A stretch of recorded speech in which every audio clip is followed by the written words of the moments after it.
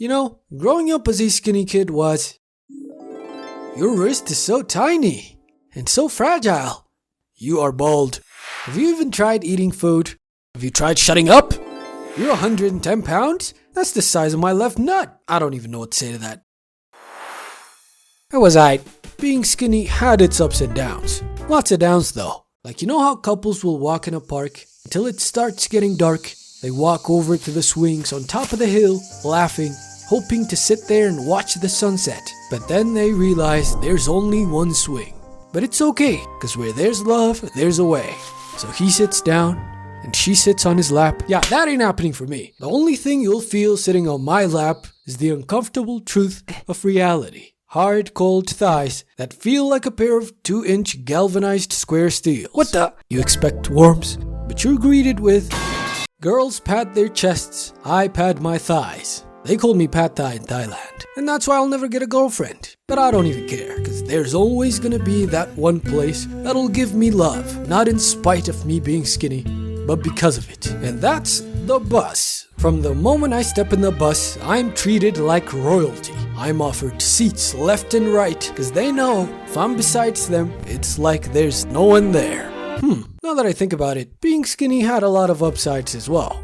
Like when we used to play tag in school, I was always the MVP. I had a smaller surface area, and I was naturally fast. And you know what they say, the smaller the area, the higher the pressure. I used to cut through the air resistance like a stealth bomber. Even the teachers would always send the skinny kids to bring chalk from the next class, cause they know we fast. No pun intended. Speaking of fast, I'm the type of guy who's always walking fast. I don't slow down even if there's a huge crowd. I just pretend it's an obstacle course. My slim build allows me to drift in between the crowd, like a leaf in the wind. But back on the downside, I've never broken a bone before.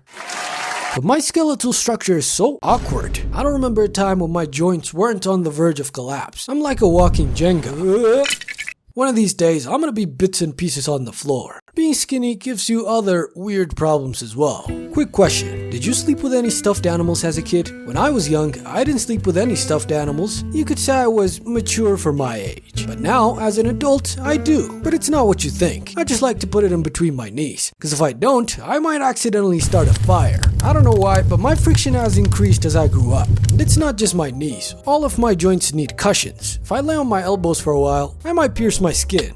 And the table. I tried fixing it, you know. Tried to add some fat, gain some weight, but man, it feels like a 9 to 5. I need to be all dedicated and track my calories, eat 5 times a day, only for it to go specifically to my belly. And not to mention, after all that work, one amoeba and a freaking salad could send the whole thing flying. I will take 2 years to gain 2 kilos, but I get sick once, and I lose everything. Plus interest. It's not fair. I thought by 20, I was gonna be at least cool looking. Now I'm just funny looking. If I take off my jacket for 2 seconds, where's the rest of ya? That's why I always got a jacket on. Gotta look normal. But you know what makes you cool looking? Veins. When you're skinny, you can look all veiny when you barely even work out. Oh wow, look at him. He's so veiny. Haha, I'm so cool. A little too cool.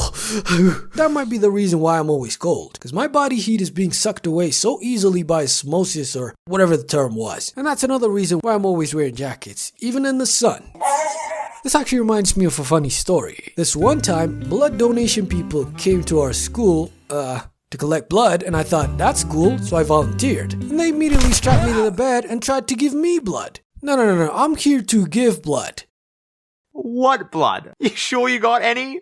What do you think is in my veins then? That's air! How are you still alive? Hey, look at this guy! Look at this guy! He thinks he's got blood! Look at this dude! No, seriously, how are you still alive? I had to lie about my weight so they could finally let me give blood. As I prepared my arm for the extraction, I could see the joy in the nurse's face because she could see my exposed veins. Meanwhile, this plumpy kid besides me was getting massacred because they were having a hard time finding his veins. They were giving him the London treatment. In it, big man. Where's your vein at? Bear man can't see my spot. Ooh, you gotta tuck the way, big man. You trying to waste me? They eventually gave up. Well, skill issue, I guess. I didn't have the last laugh though. They gave me 1 bag because I was barely eligible to give blood, but my blood pressure was so low that 2 people with double bags finished before I could finish 1. The nurse was sitting there for 10 minutes waiting for me in utter disappointment. Come on, pump faster. I wasted their time. I need to fix my body. And I've realized something. I've realized that there's only one place left that can change me. If I want to gain any weight, I gotta go. I gotta go to the land of the free. Obese! America! Only the American diet can solve my problems. So I desperately need you to subscribe right now so I can afford to go to America and get busy! Special thanks to Maz from TheAMaazing for lending me his voice in this video. Anyways, I've been Yellow, at your service. Peace!